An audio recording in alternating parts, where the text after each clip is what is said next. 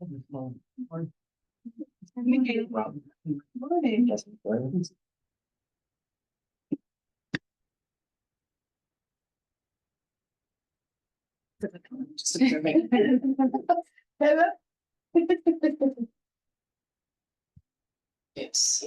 The recording in progress. This is 10:02 a.m. So we will begin our zoning administrator hearing. My name is Renee Nickenick. I'm an associate planner and I'll be the acting zoning administrator today. So how this meeting will work, we have two items on the agenda. We'll go in order as they are written. Our first being 619 Lindaro Street and the second being 1105 Mission Avenue.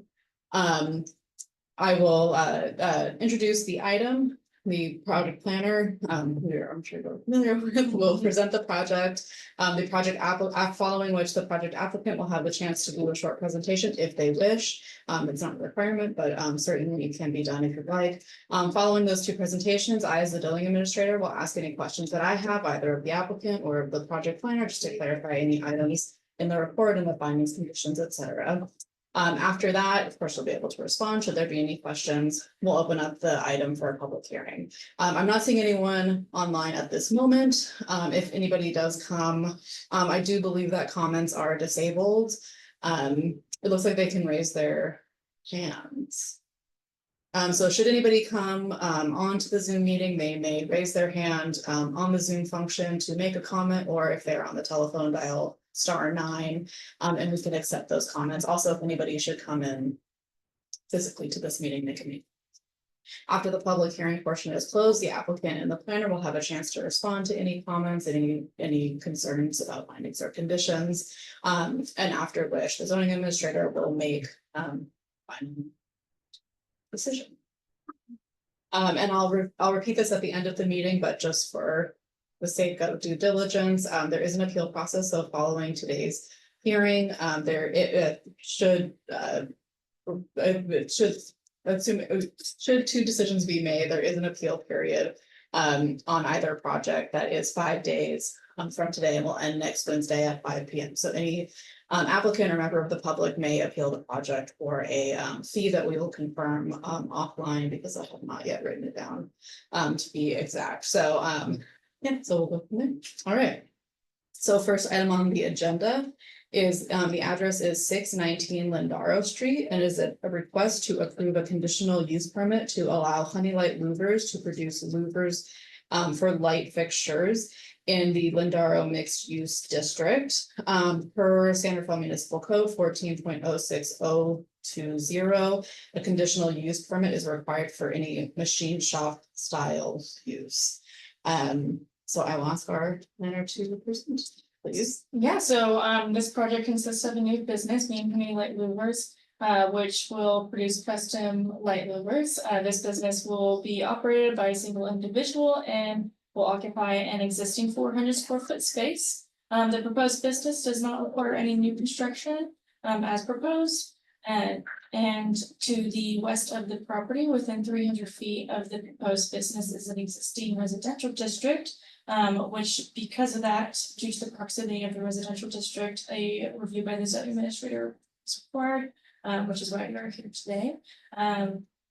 All the findings were met for the proposed use.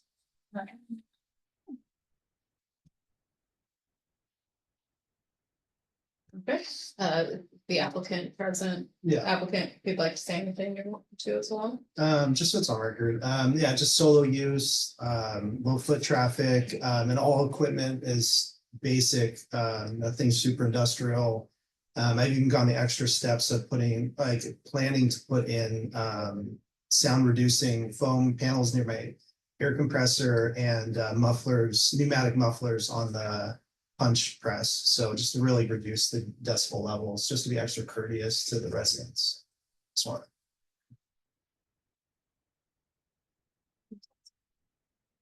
I have one question. Are those noise abating factors included in the proposal that was provided for this application? To reduce the decibel levels, I don't think I mentioned them, but I think I did mention that, you know, noise is a concern of mine too, as the business owner. So I'm just being as courteous as possible. But all this equipment is like, as low decibel level as I could source, so. I think it's all pretty reasonable for the space. Okay. Fantastic. So no other questions. I see no one, here today, but I will open the public hearing. It's 10:07. We'll open it for about a minute or so. Just give it officially open. Anybody in the room has any questions? Should anybody attend, maybe I'll wait a full minute. If there's anybody outside waiting to come in. I think that's enough. There's nobody here for the public hearing unless any planner believes we should hold open any longer for a public hearing. Okay. So with that, I will close the public hearing. My comments as the zoning administrator is I do think that it would be, in addition to on record here in this meeting. I do believe that for any internal TI that you'll be doing any equipment installation, building will require those decimal levels be shared, particularly for that equipment. So in the conditions of approval, it does say that all laws and regulations apply, one of those being our general noise limits for the city. So that is required. We may want to add that, but I don't think that, but it's covered by this particular condition. So just so you're aware, we'll have to comply with the decibel levels. Do appreciate that that is a concern, especially with the proximity to the middle school across the street. So standard conditions of approval, the hour operations proposed 8:30 a.m. to 4:30 p.m. Will be a part of the conditions as shown. All of the plans as presented will become conditions as well. And any modifications that may happen either through the building permit process or any other process will go through planning, come to the planning division, and if they are determined not to be minor may require additional review. This permit would be valid for 2 years from the effective date, which would be next Thursday. If no business license has been applied for, or no, if there's internal tenant improvements have not commenced, then the use permit will no longer be valid and another use permit would have to be applied for. Again, applicable all laws and regulations, that may, it may require a building permit depending on the tenant improvements happening at the interior. That will be the responsibility of the applicant to confirm that as such. The city reserves the right to bring this up for revocation at any time should there be any issue with the application. So we have not received any public comments prior to the state. We did not receive any public comments here in the meeting today. And so with that, I will conditionally approve this project as the zoning administrator. And should any questions come up, again, this won't be effective for another 5. The appeal period will end next Wednesday at 5 p.m. Any member of the public or the applicant can appeal the decision with a formal letter to the city manager's office and the required fee, which is around $300. It is not exactly $300, so we will certainly share that should that apply. That's it. Okay. You're welcome to stay. It's up to you. You've got information. It's completely up to you. It was a public meeting. School level, that's just, is that in the code? And I'll just make sure, do I do? Decibel reading? I know. So we can share those decibel levels with you. The equipment that you install should tell you what the decibel output is. Yeah, so anything and that information is required of any tenant improvements or the building division. So that information will have those decibel levels. Should those decibel levels exceed our general noise levels, which we can share with you. That's straightforward. Yeah. The decibel levels, they're louder than you think. The only, if that should become an issue, it would just be required to mitigate those sounds prohibiting. So it wouldn't necessarily be a factor. Continue just if additional factors. So. Okay, great. You're welcome. Have a good day. Okay, item number 2. This is 1105 Mission Avenue, a request for an environmental and design review permit for an addition to the existing residential unit that is over 50% of the existing building footprint, which pursuant to Santa Fe precise plan section, this is in our precise plan zoning, T4N. Requires a minor environmental and design review permit, which is what we are here for today with the zoning administrator. So with that, I'll ask our planner to please present. Yes, so the property at 1105 Mission, zone, T4 neighborhood, so as also known as T4N. The property currently has 2 units, unit A, unit B. Unit A is proposed to remain as is, while unit B is proposed to remove and reconstruct the existing unpermitted work, which is 215 square feet. Additionally, it will add 757 square feet of an addition, bringing the total proposed work to 972 square feet. The findings were able to be made for this proposal. It was considered exempt from CEQA, and all the findings that needed to be met for the proposal were made. That was The applicant would like to present. If you want to. Oh, go ahead. I'm the architect for the project. We are tearing down some substandard construction there and replacing that and expanding a bit. And we think we're improving the look of the building. It's got a more coherent roof line now. The paint scheme will be similar to the existing project, and the landscaping will match what is there already. I do have one question, and that is, I noticed this is a curious location for a building right Mhm. between that church and the school. And I'm in with a pretty narrow access to the street, and I just wanted to confirm if that will change at all with this construction. No, the access to the site is the same. Okay. And I think when I bought the property, the first thing that I learned is that it's zoned for 5 units. Yeah, yeah. And a it's- 5 unit zone, so that was like, oh, I love it. Yeah. That was the more important part, I said, I'll buy. Of course, what we turned down is the electrical. I think all we're doing and all I'm doing in San Rafael, I have a lot of property, not a lot, but I have a few properties.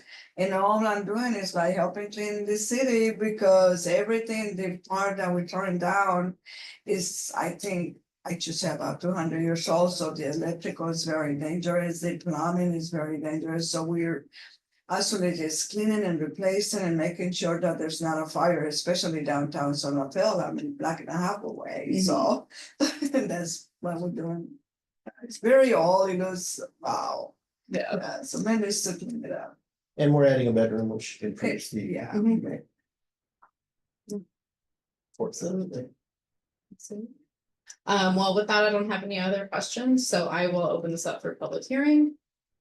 And we'll go pretty quickly because nobody has entered in the 14 minutes that we've been open. So with that, oh, so with that, well, unless anybody else in the room would like to say anything, with that, I will close the public hearing. I will note that I see that the findings are being made that this zoning district does allow for additional residential units, so the expansion of the property is logistical based on the precise plan, just to confirm that any additional building, you know, meets the standards, which the analysis has been done and they do. In terms of conditions, the conditions that have been shared are relatively standard conditions of approval. Just that the grant plan that's presented will become conditions, so should there be any changes to those plans, either just in the design phase or through the building permit, they will be brought to the planning department for review. Should the planning department find that those are not minor, they may require additional review, either at this level of the zoning administrator or at an administrative level. Following the effective date, which would be 5 days after today, meaning next Thursday, the permit is valid for 2 years. Should building not commence within those 2 years, the building permit, the design review entitlement would no longer be valid, and another permit would need to be applied for. Too late to start tomorrow.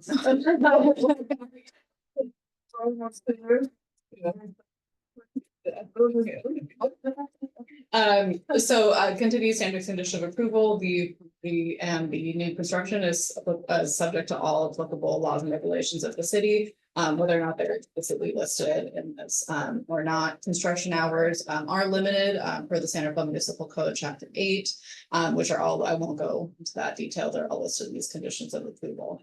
I will just note that any lighting installed, particularly in a more visible area, is subject to a 90-day post-installation process. So I just want, usually for residential lighting, it's not particularly glaring, but should when the building permit is applied for, those lighting specs will be required to at least show to the best of the abilities of the specs and the architectural plans that there will not be excessive light or glare from the property. However, it is subject to that 90-day post-installation, just so you are aware. Once that lighting is installed within those 90 days, either the city or a resident can bring that to our attention. Should there be any excessive light and glare, which generally speaking would just require a reduction of the level of intensity or some type of shading. And so, bit of the order. I think we're good. Close the hearing, close the public hearing. With that, I as a zoning administrator will conditionally approve this project subject, based on the findings, provided by the staff report, and subject to the conditions, briefly, reviewed, but listed in its entirety in the staff report. There is a 5-day appeal period, which will end at 5 p.m. next Wednesday, after which if no appeal is, received, the permit will become effective and a building permit can be applied for and issued. So just for good order, there's nobody on the panel here, but all residents and applicants and non-residents can appeal this decision with a formal letter to the city manager's office. So concludes our zoning administrator Yeah. hearing. Thank you so much. Yes. Right, thank you. No problem. Minutes, record time.